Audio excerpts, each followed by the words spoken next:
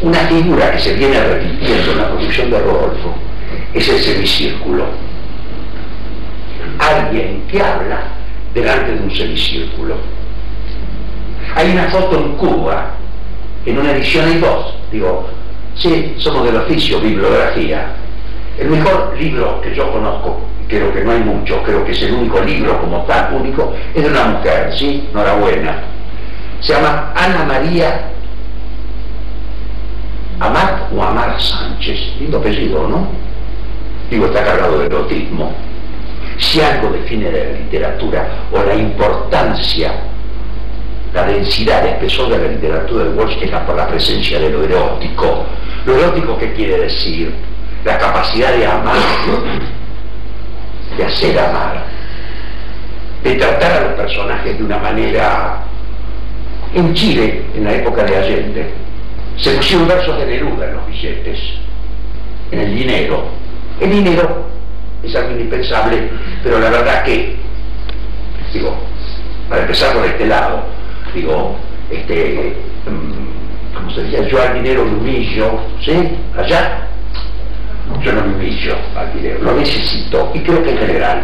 Pues bien, en Chile, con Allende, empezaron a aparecer los billetes chilenos, dinero chileno, con versos de Neruda.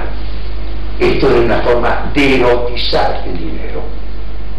Esto es de poner un elemento amoroso, ¿no? Es decir, no tenerle ni tanto asco ni tanta sumisión al dinero, ¿sí? En el caso de Rodolfo, eso aparece permanentemente. La erotización de su literatura. Hay un momento en que no se juzga a los personajes. Se le pone en movimiento, ¿sí? Y decíamos del semicírculo. En uno de los libros, aparte del de Ana María Amar Sánchez, que me parece excelente trabajo, hay dos libros sobre Rodolfo, que son colecciones de ensayos sobre Rodolfo. Uno lo publicó La Flor, vale esto incluso como faena bibliográfica, como decimos lo del oficio, ¿sí? Hay dos trabajos, uno publicado en California y otro publicado por la editorial La Flor. En la edición de California hay una foto de Rodolfo jugando, ya hombre grande, en Cuba, y está rodeado de un semicírculo. Él juega a un juego típico, medio melancólico, y, digamos, un juego de pobres, ¿sí? Que es recordarse quién era la actriz de El Ángel Azul. A ver. Ese tipo de cosas, ese juego, es juego de pobres, no cuesta nada de baratito. En Cuba era juego de pobres, ¿sí? El semicírculo es un tema reiterado en la literatura de Rodolfo. ¿Qué quiero decir? Desde el comienzo, lo primero que aparece está como puesta en escena del semicírculo. Pues bien, al comienzo se llama Variaciones en Rojo, su primer texto, ¿sí? Son tres cuentos, y año 53, momento en que él está vinculado a Shelley, como antólogo, como traductor. Ahí arranca Rodolfo. Quizá dos arranques, me parece, quizá más. El primero es una cita de la Biblia. ¿Es Daniel? ¿Cuál es la coreografía que rodea a Daniel, profeta, en el texto bíblico?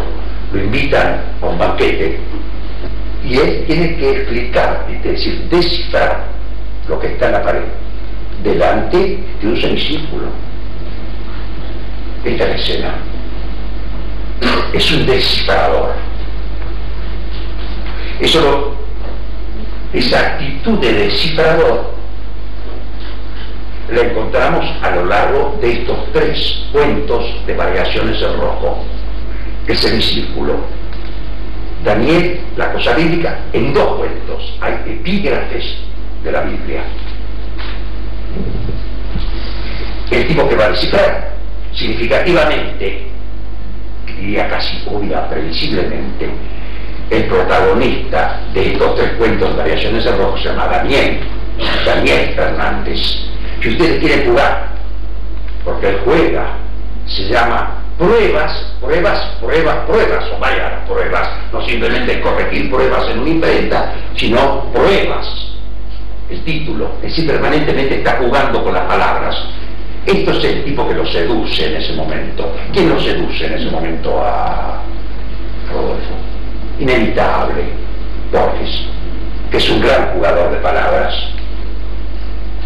El otro personaje se llama Morel, ahí está Bioy, cerquita.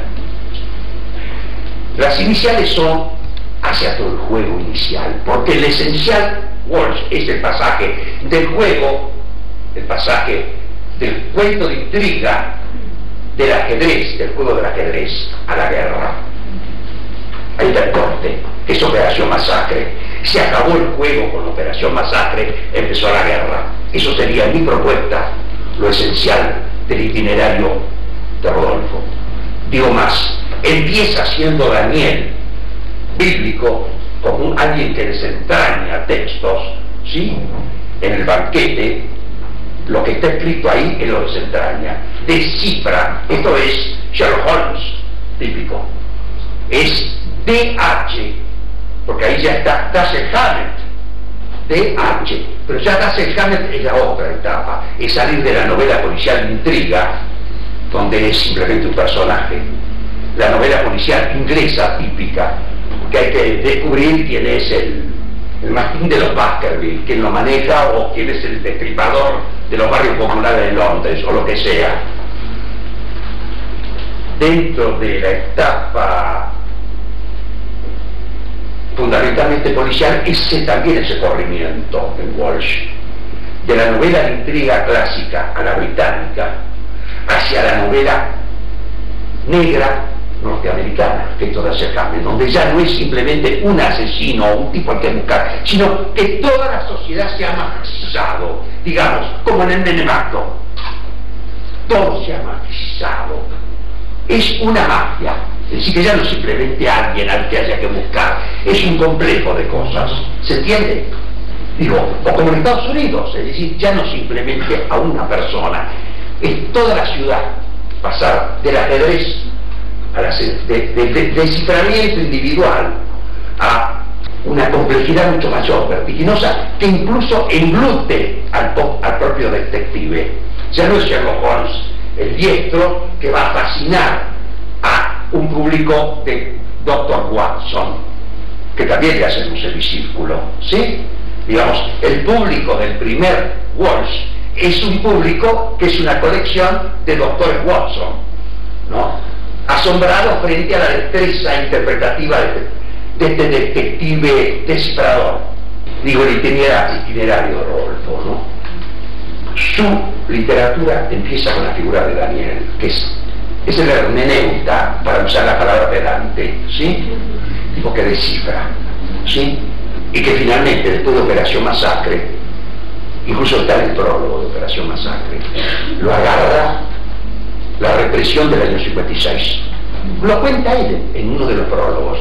Estábamos jugando al ajedrez, a mí no me interesaba quién era Moro, ni quién era Perón, y de pronto el estallido, fusilaron ahí. Es decir, la historia que está excluida al comienzo, la historia como elemento contradictorio, lo agarra, lo atrapa y lo pone en movimiento en otra zona. Ya no se trata de ser un ingenioso descifrador, sino de un detective cada vez más enloquecido. Ya no es simplemente Daniel del comienzo que descifra se llamaba así, Nabucodonosor, mi Dios. Ese es el festín, ¿sí? El banquete al que lo convocan a este descifrador, Daniel. La historia lo va atrapando después de Operación Masacre, 56, etc. Incluso él ha sido cuestionado en esa etapa del 45 al 55, él ha cuestionado el peronismo, él ha sido antiperonista, incluso hay artículos publicados en el plan donde él exalta la actividad nada menos que de la Armada volando sobre Buenos Aires. Digo, de las contradicciones, digo, quiero decir con esto, que aquí no estamos en la comunión de los santos, distribuyendo bondades ni santificando a nadie. Es un hombre lleno de contradicciones, saludable, porque finalmente logra eso, de Daniel a convertirse en Cristo.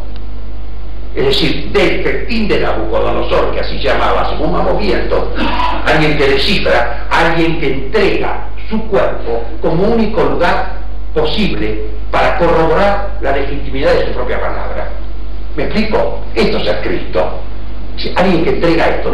No me queda otra alternativa que morir para que la gente crea en la validez de mi palabra.